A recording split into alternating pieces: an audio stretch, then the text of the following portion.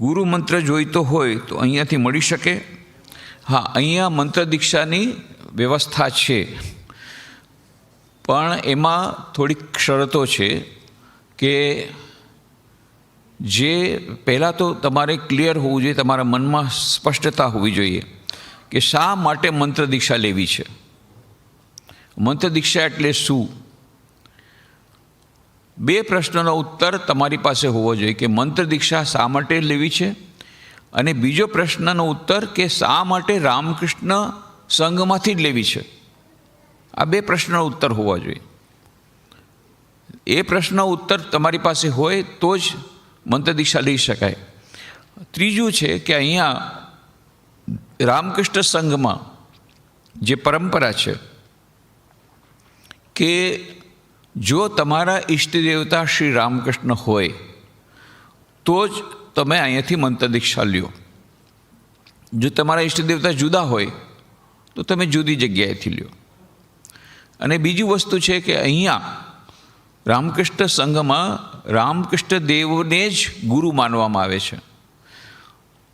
અને મંત્ર દીક્ષા કોણ આપશે? રામકૃષ્ણ સંઘ એ રામકૃષ્ણ દેવનું જ એક સૂક્ષ્મ શરીર છે. અને રામકૃષ્ણ સંઘના અધ્યક્ષ અથવા ઉપાધ્યક્ષ, સમસ્ત રામકૃષ્ણ મઠ અને રામકૃષ્ણ મિશનના અધ્યક્ષ, પ્રેસિડેન્ટ અને ઉપાધ્યક્ષ, 5 ઉપાધ્યક્ષો છે. એ લોકોને જ મંત્ર દીક્ષા આપવાનો અધિકાર છે ભારતમાં. પછી વિદેશમાં કારણ કે પ્રેસિડેન્ટ મહારાજ કે વાઇસ પ્રેસિડેન્ટ ન જઈ શકે વધારે, એટલે કોઈ સ્વામીજીઓ ત્યાં છે જે વિદેશમાં ઘણા વર્ષોથી સિનિયર સ્વામીજીઓ, એમને પણ આ મંત્ર દીક્ષા આપવાનો પાવર આપવામાં આવ્યો છે. પણ ભારત વર્ષમાં માત્ર પ્રેસિડેન્ટ અને વાઇસ પ્રેસિડેન્ટ મહારાજ જ મંત્ર દીક્ષા આપી શકે છે. એનું કારણ શું છે? એનું કારણ એટલા માટે છે કે આપણા શાસ્ત્રમાં કહ્યું છે કે મંત્ર દીક્ષાનો અર્થ છે ગુરુ બનાવવા. તો ગુરુ કોણ હોઈ શકે? તો ગુરુ તો 2 અક્ષરથી છે, ગુ અને રૂ. ગુ એટલે અંધકાર અને રૂ એટલે નિવર્તકકાર. જે અંધકારનું નિવર્તન કરે અથવા તો અંધકારથી શિષ્યને અજ્ઞાનના અંધકારમાંથી જ્ઞાનના પ્રકાશ તરફ લઈ જઈ શકે, એ જ ગુરુ બની શકે. અને એ સદગુરુ જે છે, સદગુરુના લક્ષણો આપણા શાસ્ત્રોમાં આપેલા છે. કયા લક્ષણો છે? શ્રોત્રિય, બ્રહ્મનિષ્ઠ, અવ્રજિન, અકામહત. શ્રોત્રિય એટલે એને શાસ્ત્રોનું જ્ઞાન હોવું જોઈએ. બીજું બ્રહ્મનિષ્ઠ, એની નિષ્ઠા બ્રહ્મમાં હોવી જોઈએ, બ્રહ્મનિષ્ઠ હોવું જોઈએ. અને ઈશ્વર પરાયણ એનું જીવન હોવું જોઈએ ગુરુનું. ત્રીજું અવ્રજિન, એ નિષ્પાપ હોવા જોઈએ. એમનું ચરિત્ર કલંક રહિત હોવું જોઈએ. એ ચરિત્ર અણિશુદ્ધ હોવું જોઈએ. અને ચોથું અકામહત, એમાં સ્વાર્થની કોઈ ભાવના ન હોવી જોઈએ. ભાઈ તમે આટલા રૂપિયા આપો તો જ દીક્ષા થશે, અથવા તમે આના બદલામાં તમે આ આપો તો તમને દીક્ષા મળે, એવી જાતની કોઈ શરતો અહીંયા રામકૃષ્ણ સંઘમાં તમને નહીં મળે. તો 4 લક્ષણો એ સદગુરુના લક્ષણો છે, એ મેળવી લેવા જોઈએ. અને અમારા રામકૃષ્ણ સંઘમાં બહુ સરળ છે, તમારે કોઈ પરીક્ષા કરવાની નથી.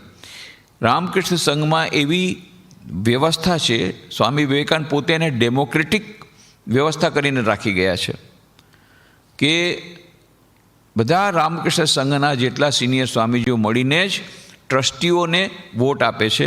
અને ટ્રસ્ટીઓ જે છે એ જ પોતાનામાંથી પાછા વોટ આપીને પ્રેસિડેન્ટ કે વાઇસ પ્રેસિડેન્ટનું સૂચન કરે છે. અને પછી એ જ પાછા મેજોરિટીના વોટથી એ જ પ્રેસિડેન્ટ વાઇસ પ્રેસિડેન્ટને ઇલેક્ટ કરવામાં આવે છે. ઘણા લોકો અત્યારે પ્રશ્ન પૂછે છે કે ભાઈ તમારા પ્રેસિડેન્ટ મહારાજ ગયા, તો હવે નવા પ્રેસિડેન્ટ કોણ થયા? સ્વામી સ્મરણાનંદજી મહારાજ, એમની મહાસમાધિ થઈ, તમે જાણો છો. સ્વામી સ્મરણાનંદજી મહારાજ, પૂજ્ય સ્વામી સ્મરણાનંદજી મહારાજ, એમની મહાસમાધિ 26મી તારીખે રાતના 8:14 થઈ. સમસ્ત રામકૃષ્ણ મઠ મિશનના અધ્યક્ષ હતા. તો હવે એના પછી, અને ખરેખર તો આ જે ધ્યાન શિબિર એ અમે લોકો કેન્સલ કરવાનું વિચાર કરતા હતા, કારણ કે એવો એક પરંપરા છે કે ભાઈ કોઈ પણ કાર્યક્રમો ન કરી શકાય 13 દિવસો સુધી. પછી 7મી તારીખે આપણે અહીંયા પણ દરેક જેટલા રામકૃષ્ણ મઠ મિશનના 265 સેન્ટર છે દેશ વિદેશમાં, 65 વિદેશમાં છે, 200 ભારતમાં છે, અને બેલું મઠ તો અમારું મુખ્ય કેન્દ્ર. આ બધી જગ્યાએ વિશેષ પૂજા થશે, હવન થશે 13મે દિવસે, એટલે કે 7મી તારીખે 7મી એપ્રિલના રોજ. અહીંયા પણ રાજકોટમાં પણ થશે. એ આપને નિમંત્રણ પત્ર અહીંયા બધી જગ્યાએ મળી જશે, અને ત્યાં બોર્ડમાં પણ બેનર પણ લખેલું છે. સવારના 5 વાગે મંગલ આરતી થશે, સ્તોત્ર પાઠ થશે, ધ્યાન થશે, ભજન થશે, વિશેષ પૂજા થશે, હવન થશે. પછી બધાએ ભંડારો થશે તે દિવસે, હવન ને પછી ભોગ આરતી, પછી બધા પ્રસાદ લેશે. આ સવારનો કાર્યક્રમ. અને સાંજના વિવેક હોલમાં એક સ્મૃતિ સભા થશે. પૂજ્ય સ્મરણાનંદજી મહારાજનું નાનકડું જીવન એ આપણે ઓડિયો વિઝુઅલના માધ્યમથી જોઈશું. એમનું પ્રવચન, અમેરિકામાં જે એમણે પ્રવચન કે બીજી જગ્યાએ આપ્યું એના થોડા અંશો જોઈશું. એમના વિશેના સંસ્મરણો એ પણ સાંભળવા મળશે. એ 7 તારીખે સાંજનો કાર્યક્રમ છે. તો હવે બધા કહે છે કે ભાઈ નેક્સ્ટ પ્રેસિડેન્ટ કોણ? તો જ્યારે મેં એમને કીધું કે નેક્સ્ટ પ્રેસિડેન્ટ તો હજી વાર લાગશે, કારણ કે એનું ઇલેક્શન થાય. કે એવું તમારે છે? તમે તો ક્રિશ્ચિયન મિશનરી કરતાં આગળ વધી ગયા. એવું નથી. સ્વામી વિવેકાનંદ કરીને ગયા છે. ડેમોક્રેટિક પેટર્ન છે. નવા અધ્યક્ષની નિમણૂક નહીં થાય, એનું ઇલેક્શન થશે. તો બધાએ મળી, પણ કોઈ પણ સંસ્થા સંઘાધ્યક્ષ એ જાણે કે પોપ જેવા છે એના વગર રહી શકે નહીં. એટલે ટેમ્પરરી જે સૌથી વધારે સિનિયર સ્વામીજી હોય આખા રામકૃષ્ણ સંઘના, એને ટેમ્પરરી એને અધ્યક્ષ તરીકે નિમણૂક કરવામાં આવે 1 દિવસની અંદર. ટ્રસ્ટી લોકો એ કરે, પણ એ છે ટેમ્પરરી. જ્યાં સુધી ઇલેક્શન નથી થયું ત્યાં સુધી. 1 મહિનાની અંદર પછી ઇલેક્શન થશે, અને ઇલેક્શનમાં પછી નવા અધ્યક્ષ જ્યારે ચૂંટાશે ત્યાર પછી એ નવા અધ્યક્ષની નામ તમને જાણવા મળશે. તો આ બધું રામકૃષ્ણ સંઘના જે બધા સંન્યાસીઓ છે, સિનિયર સ્વામીજી, આ બધા મળી અને બધું નક્કી કરશે કે કોણ અધ્યક્ષ થશે. તો કહેવાનો અર્થ શું છે કે તમારું કામ ઓછું થઈ ગયું. કે ભાઈ આપણે ગુરુની ચકાસણી કરીએ, સદગુરુ બરાબર છે કે નહીં. જો તમને રામકૃષ્ણ દેવમાં શ્રદ્ધા હોય અને રામકૃષ્ણ સંઘમાંથી તમારે દીક્ષા લેવી હોય, તો તમારા ગુરુ અમે લોકોએ ચૂંટણી કરીને ઠીક કરી દીધા. કે જે લોકો આધ્યાત્મિકતામાં બહુ વધારે હોય, શ્રોત્રિય, બ્રહ્મનિષ્ઠ, અવ્રજીન, અકામહત, આ બધા ગુણો મળતા હોય, એવાને જ અમે અધ્યક્ષ અથવા ઉપાધ્યક્ષ બનાવીએ. એટલે તમારું કામ સરળ થઈ ગયું.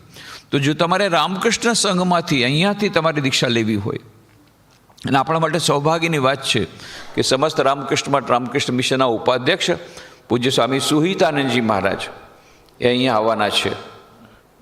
રાજકોટ પણ પધારવાના છે, ગુજરાત આવવાના છે. તો તેઓ 17મી તારીખે સવારે આવશે, રામનવમીના દિવસે જ પધારશે. અને એ જ દિવસે આપણે સ્વામી આત્મસ્થાનંદ ભવન જે નિર્માણ પામી રહ્યું છે, તો આપણું મુખ્ય કાર્યાલય ત્યાં હવે શિફ્ટ થવાનું છે.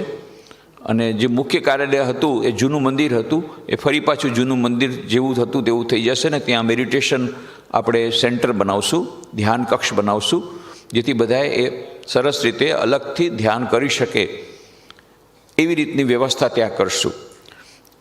તો એ મુખ્ય કાર્યાલય પછી અહીંયા શિફ્ટ થઈ જશે. એટલે લોકોને એટલે દૂર જવું નહીં પડે. અહીંયા જ બુટઘર છે, અહીંયા જ મંદિર છે, અહીંયા જ પાર્કિંગ પ્લેસ છે, અહીંયાથી જ બધાની એન્ટ્રી થાય છે, અહીંયા જ પછી ત્યાં ઓફિસ પણ રહેશે. એટલે તમારે માટે પણ સરળતા રહેશે.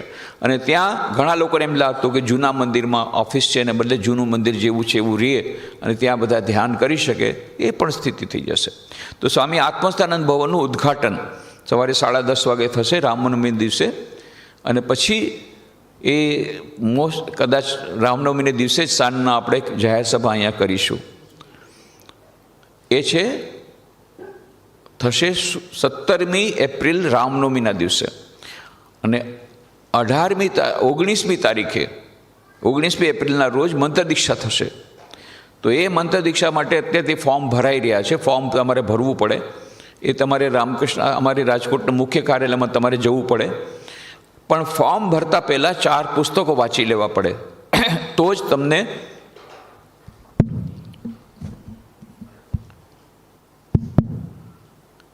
જો તમે ફોર્મ ભરો, ઇકો આવે છે, જો તમે ફોર્મ ભરો તો જ તમને મંત્ર દીક્ષા મળે. અને ફોર્મ ક્યારે ભરવાના? જો તમે 4 પુસ્તકો વાંચેલા હોય તો જ તમને ફોર્મ મળશે. કયા પુસ્તકો 4? રામકૃષ્ણ દેવનું જીવન ચરિત્ર, મોટું વિસ્તૃત વાંચી શકો તો બહુ સારું, પણ હવે સમય નથી. સંક્ષિપ્ત જીવન, મા શારદાનું સંક્ષિપ્ત જીવન, સ્વામી વિવેકાનંદનું સંક્ષિપ્ત જીવન અને રામકૃષ્ણ કથામૃત. એ તો 3 ભાગમાં છે, કમસે કમ એક ભાગ વાંચી લ્યો. આ છે મિનિમમ સિલેબસ. હવે આ સિલેબસ શા માટે રાખવામાં આવ્યું છે એનું પણ કારણ હું કહી દઉં છું કે જેમ ગુરુના લક્ષણો બતાવ્યા તો ગુરુએ શિષ્યની પરીક્ષા કરવાની, શિષ્ય ગુરુની પરીક્ષા કરવાની. તો તમારે ગુરુની જે પરીક્ષા તો તમારા વતી અમે કરી લીધી, અને જે લક્ષણો મળે છે એવા ગુરુ આવીને દીક્ષા આપશે. પણ અહીંયા મેં કીધું કે જેમને રામકૃષ્ણ દેવને જ ગુરુ બનાવવા છે.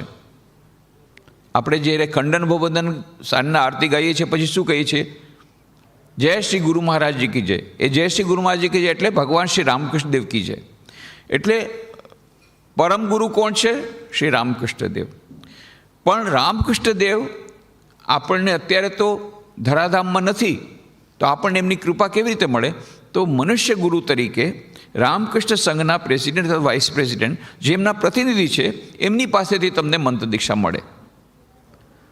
તો એટલા માટે રામકૃષ્ણ દેવમાં શ્રદ્ધા હોવી બહુ જરૂરી છે. હવે શ્રદ્ધા ક્યારે આવશે? કે જેમ પહેલાં તમે કહ્યા લક્ષણો કહ્યા, શ્રોત્રિય, બ્રહ્મનિષ્ઠ, અવરજીન, અકામહત, એમ શિષ્યના પણ તો લક્ષણ છે. શિષ્યના લક્ષણ બધા મળે તો ગુરુ શિષ્યને દીક્ષા આપે. શિષ્યના લક્ષણ શું છે? સાચા શિષ્યના. ગુરુ તો મિલે લાખ, ચેલાના મિલે કોઈ. ચેલા તો મળતા નથી. જે બરાબરના શિષ્ય થઈ શકે એવા યોગ્ય શિષ્ય ક્યાં મળે છે? શિષ્ય, યોગ્ય શિષ્ય એટલે કેવા? શિષ્યના શું લક્ષણ કયા આપણા શાસ્ત્રોમાં? એમાં કહ્યું નિત્યાનિત્ય વસ્તુ વિવેક, ઇહા મૂત્ર ફલભોગ રાગ વિરાગ, શમદમાદિ ષટ સંપત્તિ, મુમુક્ષત્વ. 4 પ્રકારના લક્ષણો કહ્યા. સૌથી પહેલાં શું કહ્યું? નિત્યાનિત્ય વસ્તુ વિવેક. નિત્ય અને અનિત્ય વસ્તુ કોણ છે એ વચ્ચેની વિચાર બુદ્ધિ, વિવેક બુદ્ધિ હોવી જોઈએ. કે સત્ય શું છે, અસત્ય શું છે,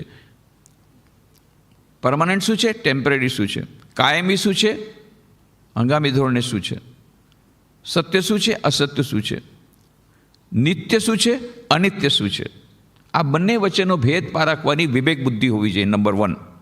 સેકન્ડ, ઇહા મૂત્ર ફલભોગ રાગ વિરાગ. ઇહ એટલે પૃથ્વીલોક, અમૂત્ર એટલે સ્વર્ગલોક. પૃથ્વીના કે સ્વર્ગના કોઈ પણ ભોગોના પ્રત્યે વૈરાગ્યની ભાવના હોવી જોઈએ. વિવેક થઈ ગયો, વૈરાગ્ય થઈ ગયો. ઇહા મૂત્ર ભોગ ભાગ વિરાગ. શમદમાદિ ષટ સંપત્તિ, 6 પ્રકારની સંપત્તિ હોવી જોઈએ. કે અમારે તો 5 જ છે, 4 મકાન મુંબઈમાં છે ને 2 રાજકોટ. એ સંપત્તિ નહીં. આ 6 સંપત્તિ આ મકાનવાળી સંપત્તિ નથી. આ સંપત્તિ એટલે કઈ? શમ એટલે મનને શાંત મનને નિયંત્રિત કરવાની શક્તિ, શમ. દમ, ઇન્દ્રિયોને નિયંત્રિત કરવાની શક્તિ, દમ. ઉપરથી મનને પાછું વાળવાની શક્તિ, ઉપરથી. તિતિક્ષા, તિતિક્ષા એટલે સહન કરવાની શક્તિ. પણ માત્ર સહન કરવું નહીં, સહન તો બધાય કરે છે. એ મોઢું બગાડીને બધા સહન કરે એ નહીં, હસતા હસતા સહન કરવાનું. કોઈ પણ દુઃખ આવે એને હસતા હસતા સહન કરવાનું. એટલે આદિશંકરાચાર્ય કહે છે સહનમ સર્વ દુઃખાનામ અપ્રતિકાર પૂર્વકમ. પ્રતિકાર કર્યા વગર, બળબડાટ કર્યા વગર, ઓ આ તો કેટલી બધી ગરમી અત્યારથી આવી ગઈ, આ શું થઈ ગયું, આ તો કેવી ગરમી છે. સહન તો કરે છે પણ બળબડાટ કરીને સહન કરે છે. એ તિતિક્ષા નથી. આનંદપૂર્વક સહન કરવું, તો બળબડાટ કર્યા વગર સહન કરવું, પ્રતિકાર કર્યા વગર સહન કરવું, આનું નામ છે તિતિક્ષા. તિતિક્ષા. પછી છે શ્રદ્ધા. શ્રદ્ધા નહીં હોય તો કાંઈ નહીં થાય. અને સમાધાન, સમાધાન એટલે મનની એકાગ્રતા. આટલા બધા લક્ષણો વચ્ચે જાણીએ છીએ તો ભાઈ આપણાથી નહીં થાય. આપણે પોતે જ પહેલેથી સામેથી સરેન્ડર કરી દઈએ છીએ. અને અમે પણ આવી રીતે શિષ્યો જોવા જઈશું તો મંત્ર દીક્ષા માટે કોઈ કેન્ડિડેટ નહીં મળે, 0. તો એટલા માટે અમે લોકો નક્કી કર્યું કે ભાઈ આ જેટલા લક્ષણો છે ને એ મંત્ર દીક્ષા પછી આવશે, પોતાની મેળે આવશે, ધીરે ધીરે આવશે. જેમ જેમ મંત્ર જાપ કરશે એમ ધીરે ધીરે બધા આવશે. પણ એક લક્ષણ કમસે કમ હોવું જોઈએ. એ કયું છે? નિત્યાનિત્ય વસ્તુ વિવેક ચાલો ત્યારે નથી, ધીરે ધીરે આવશે. ઈયામૂત્ર ફૂલ ભોગ રાગ વિરા વૈરાગીની ભાવના નથી, ધીરે ધીરે આવશે. શમદમાદી સટ સંપત્તિ, શમ નથી, દમ નથી, ઉપરત નથી, તિતિક્ષા નથી, ચાલો એ ધીરે ધીરે આવશે. શ્રદ્ધા જો નહીં હોય તો નહીં. બસ આ એક વસ્તુ પકડી રાખી છે અમે. હવે શ્રદ્ધાનું કોઈ શ્રદ્ધા મીટર નથી કે ભાઈ આનામાં 10 કિલો શ્રદ્ધા છે, આમાં 20 કિલો શ્રદ્ધા છે, એટલે એવી કોઈ શ્રદ્ધા મીટર તો છે નહીં. એટલે અમે શું નક્કી કર્યું કે જે વ્યક્તિને દીક્ષા લેવી હોય અહીંયા રામકૃષ્ણ સંઘમાંથી, એને રામકૃષ્ણ દેવને ગુરુ બનાવવા હોય અને રામકૃષ્ણ દેવ જ એમના ઈષ્ટ દેવતા હોય, એને જ દીક્ષા આપવાની. અને ક્યારે દીક્ષા આપવાની? જેને રામકૃષ્ણ દેવમાં શ્રદ્ધા હોય. તો શ્રદ્ધા છે કે નહીં કેવી રીતે ખબર પડે? એના માટેનો ઉપાય એ છે કે રામકૃષ્ણ દેવનું જીવન વાંચી લે, મા શારદાનું જીવન વાંચી લે, સ્વામી વિવેકાનંદ જીવન ચરિત્ર વાંચી લે અને રામકૃષ્ણ કથામૃતના 3 પુસ્તકોમાંથી કમસે કમ એક ખંડ વાંચી લે. અમને પૂરી શ્રદ્ધા છે કે એનામાં શ્રદ્ધા આવશે. આ અમને શ્રદ્ધા છે કે એમાં જરૂરથી શ્રદ્ધા આવી જશે. જ્યારે જીવન ચરિત્ર વાંચશે, આવું અદ્ભુત જીવન, અવતાર વરિષ્ઠ શ્રી રામકૃષ્ણ આ ધરાધામ પર હજી 150-200 વર્ષ પહેલાં આવી ગયા. ખરેખર જે રામ હતા, જે કૃષ્ણ હતા, રામકૃષ્ણ રૂપે અહીંયા આવી ગયા અને આવી લીલા કરી છે. અને જેટલું રામકૃષ્ણ મિશનના જેટલા પ્રકાશનો બધા ઓથેન્ટિક છે. સ્વામી શારદાનંદજી મહારાજ રામકૃષ્ણ લીલા પ્રસંગમાં લખે છે, આમાંની એક પણ વાત તો એવી નથી કે એને ચકાસણી, ક્રોસ વેરિફિકેશન ન કર્યું હોય લેખકે, એના પછી બધું વસ્તુ મૂકી છે. તો આપણી પાસે પુરાવા છે બધા એના.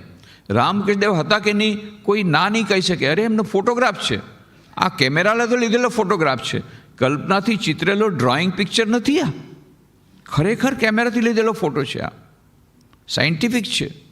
અને એમના કપડાં, એમના વસ્ત્રો, એમના વાપરેલા બધા જે છે વસ્તુઓ, એ બધી બેલુર મઠમાં હજી સુધી પર રાખેલી છે. દક્ષિણેશ્વરમાં જે કોટ, જે તખ્તા પર બેઠા હતા, એ તખ્તો હજી પણ છે.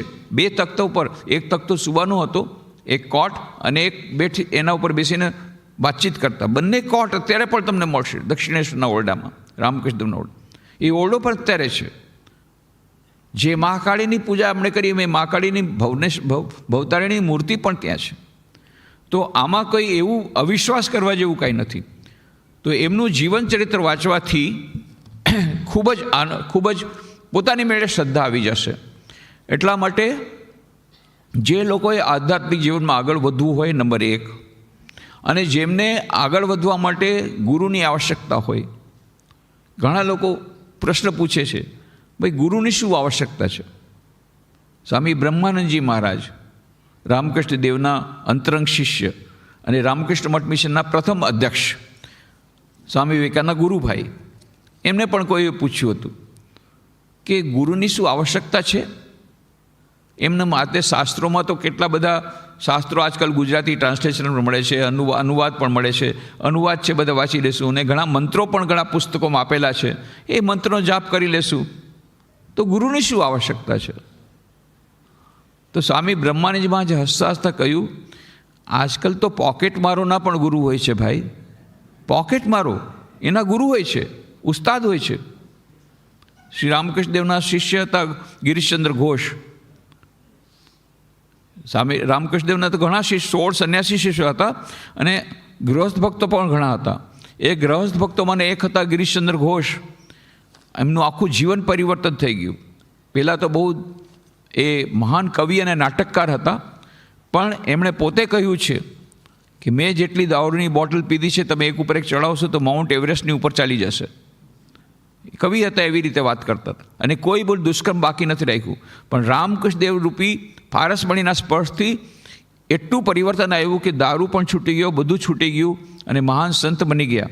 એટલે જ એ કહેતા કે તમારે રામકૃષ્ણની મહિમા જાણવી હોય તો સ્વામી વિવેકાનંદ તરફ નહીં જોતા કે ભાઈ સ્વામી વિવેકાનંદ એના ગુરુ છે તો સ્વામી વિવેકાનંદ એટલા મહાન છે, તેમના ગુરુ તો કેટલા બધા મહાન હશે, એનાથી તમને એની કલ્પના નહીં થાય, એમની મહિમા તમને ખબર નહીં પડે. જો રામકૃષ્ણદેવની મહિમા જાણવી હોય તો આ ગિરીશને જોજો.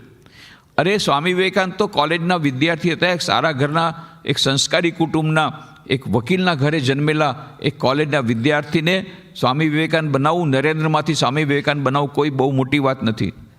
પણ આ દારૂડિયા ગિરીશને સંત બનાવી દીધો. આ રામકૃષ્ણદેવની મહિમા છે. એ જ ગિરીશ ઘોષ છેલ્લા વખતમાં તો બેસતા પોતાના ઓરડામાં અને થોડી થોડી દવા આપતા, હોમિયોપેથી દવા આપતા. તો એક કોઈ ભાઈ આવ્યા હતા દવા લેવા માટે અને હાફળા થતા, શું થઈ ગયું કે ટ્રામમાં આવતો હતો. ટ્રામ તો તમે કદાચ આ લોકોએ જોઈ નહીં હોય. ટ્રામ હવે ફક્ત કલકત્તામાં જ ચાલે છે, મુંબઈમાં પણ ટ્રામ હતી એ બંધ થઈ ગઈ. એ 2-3 ડબ્બા હોય ટ્રેનની જેમ, શહેરની વચ્ચેથી જાય, ધીરે ધીરે ધીરે જાય, તમે ચાલીને એનાથી આગળ જલ્દી જઈ શકો એવી ધીરે ધીરે ઇલેક્ટ્રિક ટ્રામ હોય. તે ટ્રામમાં તે આવતો હતો અને કોઈ મારું પોકેટ મારી થઈ ગઈ, મારું જે પોકેટ છે એ કોઈકે લઈ લીધું. હવે આ વાત કોના વચ્ચે થાય છે? ગિરીશ ઘોષ સાથે પેલા ભાઈની વાત થાય છે. બાજુમાં બીજા એક ભાઈ બેઠા હતા. એણે કીધું કઈ જગ્યાએ થયું છે મને કહો.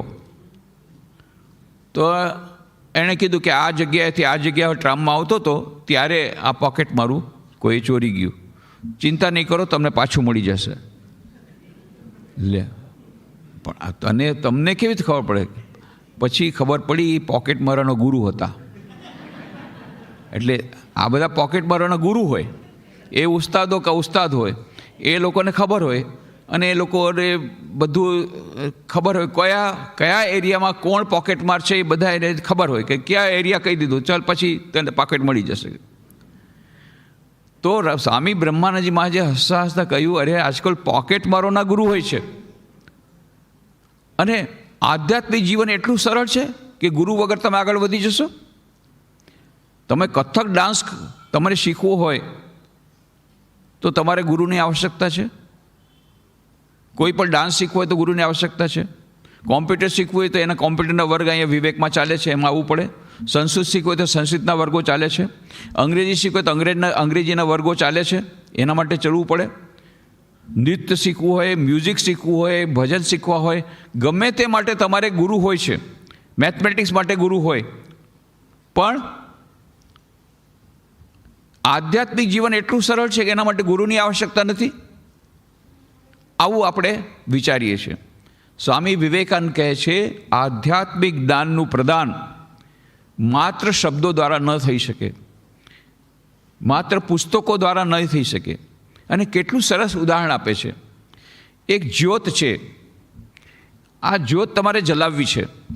દીવો રાખ્યો, તમે ઘી નાખ્યું, દીવેટ રાખી, હવે તમે અહીંયાથી કહો એ જ્યોત જલી જા, જ્યોત જલી જા. જ્યોત જલશે નહીં. એક બીજી જ્યોત લાવો અને એ જ્યોતને અડાડો, ત્યારે એ જ્યોત જલશે. જ્યોત સે જ્યોત જલે. તો એવી રીતે કહે છે સ્વામી વિવેકાનંદ કે માત્ર એક જીવંત વ્યક્તિ, જીવંત ગુરુ, જીવંત શિષ્યને એ જ્ઞાનનું પ્રદાન કરી શકે. માત્ર પુસ્તકો, લાખો વર્ષો સુધી તમે કરોડો પુસ્તકો વાંચો તો એ આધ્યાત્મિક જ્ઞાન નહીં મળે, પુસ્તક વાંચવાથી નહીં મળે. એક દિવ્ય જ્યોતમાંથી જ બીજી દિવ્ય જ્યોત પ્રગટી શકે. એટલા માટે ગુરુની બહુ આવશ્યકતા છે આધ્યાત્મિક જ્ઞાન માટે. અને કબીર એટલા જ માટે કહે છે ગુરુ બિન કોણ બતાવે બાટ, બડા વિકટ યે જમ ઘાટ. આખું ભજન બહુ સરસ છે કે ગુરુ વિના તમને રસ્તો કોણ બતાવશે, તમે ભટકી જશો. અને આ તો કઠિન રસ્તો છે. આપણે કોઈ બીજી જગ્યાએ જવું હોય, નવી જગ્યાએ જવું હોય તો પણ આપણે ગાઈડ જોઈએ છે. ગાઈડ વગર તમે જશો અને પછી તમે પાછા આવશો કે ભાઈ તમે ક્યાં ગયા હતા, કે માઉન્ટ આબુ ગયા હતા. ઓહ બહુ સરસ, વાહ. તો સનસેટ પોઈન્ટ જોયો? ના, સનસેટ પોઈન્ટ ન જોયો કે અમને તો ખબર જ નથી સનસેટ પોઈન્ટ છે ત્યાં. એ પણ ક્યારેક ગાઈડ કરી લેવું જોઈએ ને ભાઈ. ગાઈડ કરી લે તમને 2 કલાકમાં બધું બતાવી દે. આખો દિવસ 2 દિવસ રહ્યા ને તમે સનસેટ પોઈન્ટ ન જોયો તો એવી રીતે આપણે સાધારણ કોઈ નવી જગ્યાએ જાય તેના માટે ગાઈડ જોઈએ છે. અને આ તો આધ્યાત્મિક રસ્તો છે. શુરસ્ય ધારા નિશિતા દુરત્તયા દુર્ગમ પતસ્તત કવ્યો વદંતી. આપ કઠોપનિષદમાં શું કહ્યું? આ રસ્તો કેવો છે? શુરસ્ય ધારા નિશિતા દુરત્તયા દુર્ગમ પથસ્તત કવ્યો વદંતી. તલવારની ધાર પર ચાલવા જેવો તલવારની અણીદાર ધાર પર ચાલવા જેટલો કઠિન છે. માટે શું કરો? માટે ઉત્તિષ્ઠત જાગ્રત પ્રાપ્ય વરાન નિબોધત. માટે ઉઠો, જાગો અને ગુરુજનો પાસે જઈને જ્ઞાન પ્રાપ્ત કરો. આ છે કઠોપનિષદ શ્લોક. સ્વામી વિવેકાનંદ આ શ્લોકનું ફ્રી ટ્રાન્સલેશન કરીને શું કહ્યું? ઉઠો, જાગો અને ધ્યેય પ્રાપ્તિ સુધી મંડ્યા રહો. પણ એનો અર્થ તો એક જ છે. ધ્યેય શું છે? ઈશ્વર પ્રાપ્તિ. અને ઈશ્વર પ્રાપ્તિ માટે લાગ્યા રહો. પણ એના માટે શું કરવું પડશે? નિબોધત, જ્ઞાન પ્રાપ્ત કરો. કોના માટે? ગુરુ પાસે જઈને જ્ઞાન પ્રાપ્ત કરો અને આ ઈશ્વરની પ્રાપ્તિ થાય ત્યાં સુધી મંડ્યા રહો. તો શુરસ્ય ધારા નિશિતા દુરત્યા દુર્ગમ પતસ્તત કવ્યો વદંતી ઉત્તિષ્ઠત જાગ્રત પ્રાપ્ય વરાન નિબોધત. જ્ઞાન પ્રાપ્ત કરો ગુરુ પાસે જઈને. એટલે ગુરુની બહુ આવશ્યકતા છે આધ્યાત્મિક જીવનમાં. તો એટલા માટે અહીંયા તમારે રામકૃષ્ણ સંઘમાંથી તમારી દીક્ષા લેવી હોય તો સદગુરુના લક્ષણો અમે લોકો તપાસીને પછી જ પ્રેસિડેન્ટ વાઇસ પ્રેસિડેન્ટ બનાવ્યા છે. તમારી એટલી મહેનત ઓછી છે. હવે જે વાઇસ પ્રેસિડેન્ટ મહારાજ આવવાના છે, સુહિતાનજી મહારાજ, એ તો તમને જાણતા નથી. એટલે એ લોકોએ અમને કહ્યું છે કે તમે પોતે ચકાસી લ્યો. એ લોકોને ઠીક આધ્યાત્મિક જીવનમાં રસ છે. શા માટે દીક્ષા લેવા માગે છે અને શા માટે રામકૃષ્ણ સંઘમાં લેવા માગે છે? કારણ કે જો શિક્ષાગુરુ ઘણા હોઈ શકે છે. દત્તાત્રેયને 24 ગુરુ હતા, ભાગવતમાં આવે છે, પ્રસંગ આવે છે. તમે શિક્ષાગુરુ ઘણા કહી શકો, ઘણી જગ્યાએથી તમે શિક્ષા ગ્રહણ કરી શકો છો, કોઈ વાંધો નથી. દીક્ષાગુરુ એક જ હોવા જોઈએ. અને જો એક નહીં હોય તો શું થશે? તમને પોતાને જ એમાં તકલીફ થશે કે પેલા ગુરુએ મને આમ કહ્યું, આ ગુરુએ મને આ તરફ જવાનું કીધું, મારે કઈ તરફ જાવ? આ તરફ જવું કે આ તરફ જવું? તો એક જ ગુરુ હોવા જોઈએ સાધના માટે. એક મંત્ર દીક્ષા જેને પાસે તમે લ્યો, એકવાર લ્યો, બરાબર ચકાસીને પછી લ્યો અને પછી ગુરુને બદલાવવાની પ્રયત્ન કરો નહીં. ઈષ્ટ એક જ હોવો જોઈએ, ગુરુ એક જ હોવા જોઈએ, મંત્ર એક જ હોવો જોઈએ. આ 3 વસ્તુને છોડવાના નથી આખા જીવન માટે. ઈષ્ટ દેવતા એટલે જે પણ હોય, વિષ્ણુ હોય, શંકર ભગવાન, કૃષ્ણ ભગવાન, રામ હોય કે રામકૃષ્ણ ભગવાન, જે પણ તમે જોયા એક જ ઈષ્ટ. પછી ઈષ્ટનો મંત્ર એ પણ એક હોવો જોઈએ અને ગુરુ એ પણ એક હોવો જોઈએ. આ 3 જે છે એ આખા જીવન માટે એક જ હોવા જોઈએ, એને બદલવાના નથી. પછી તમે શિક્ષા તમે ગમે ત્યાંથી ગ્રહણ કરી શકો, એમાં કાંઈ વાંધો નથી. એટલા માટે ગુરુમંત્ર જોઈતો એથી મળી શકે? હા, મળી શકે છે. અને 19મી તારીખે મંત્ર દીક્ષા છે. વર્ષમાં એકાદ વાર આપણે આયોજન કરીએ છીએ. વર્ષે 2 વર્ષે એકાદ વાર તો આયોજન આપણે થાય જ છે. તો આ વખતે તો બહુ જલ્દીથી છે, એટલે આપણે 4 પુસ્તકો તમે વાંચી લો. વાંચીને પછી તમે કાર્યાલયનો સંપર્ક કરો અને પછી જો તમને રામકૃષ્ણદેવમાં શ્રદ્ધા આવે, પુસ્તક વાંચ્યા પછી રામકૃષ્ણદેવમાં શ્રદ્ધા આવે અને તમને એમ લાગે કે મારા ઈષ્ટદેવ રામકૃષ્ણ છે, મને રામકૃષ્ણદેવ જ પરમ ગુરુ બનાવવા છે અને રામકૃષ્ણ સંઘમાંથી જ મારે મંત્ર દીક્ષા લેવી છે, તો તમે ત્યાં ઓફિસમાં જઈને એક ફોર્મ ભરી દો.